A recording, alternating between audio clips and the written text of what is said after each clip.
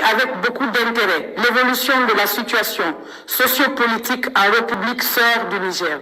qui a conduit à la prise de responsabilité par le Conseil national pour la sauvegarde de la patrie, CNSP. Les autorités guinéennes rendent un hommage aux braves populations du Niger pour leur sens élevé de patriotisme et saluent l'esprit républicain et la maturité des forces de défense et de sécurité qui ont privilégié l'intérêt supérieur de leur nation en choisissant de se réunir pour trouver ensemble des solutions aux problèmes nigériens. Le CNRD reste convaincu que les nouvelles autorités mettront tout en œuvre pour garantir la stabilité et la concorde au Niger et dans la sous-région.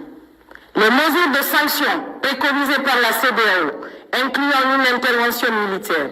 est une option qui ne saurait être une solution aux problèmes actuels, mais entraînerait un désastre humain dont les conséquences pourraient aller au-delà des frontières du Niger. De ce fait, le CNRD s'abstient d'appliquer ces sanctions illégitimes et inhumaines contre le peuple frère et les autorités nigériennes et exhorte la CEDEAO à revenir à de meilleurs sentiments.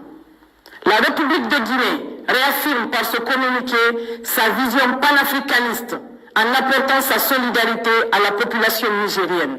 et en invitant les nouvelles autorités du CNSP à préserver l'unité et la cohésion nationale. Le CNRD souligne qu'une intervention militaire contre le Niger entraînerait de facto la dislocation de la CEDEAO.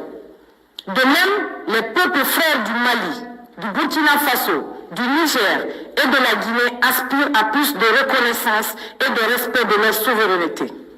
Par ailleurs, le CNRD tient à préciser que les sanctions prises et les menaces proférées lors du sommet du 30 juillet 2023 n'engagent nullement la République de Guinée.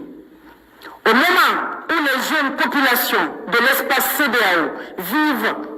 un drame humain en Tunisie et dans la Méditerranée, la préoccupation des dirigeants de la sous-région devrait être plutôt orientée vers les enjeux stratégiques, socio-économiques pour l'atteinte de leurs aspirations que de se pencher sur le sort des présidents déchus.